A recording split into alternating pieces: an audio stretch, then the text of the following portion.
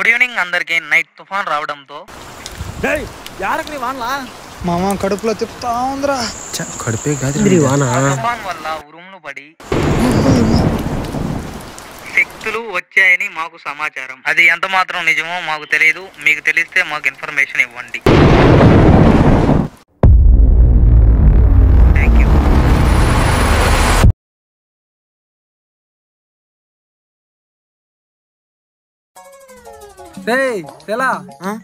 అడగడం మర్చిపోయారా? ఎవరు పడిపోన్నారా?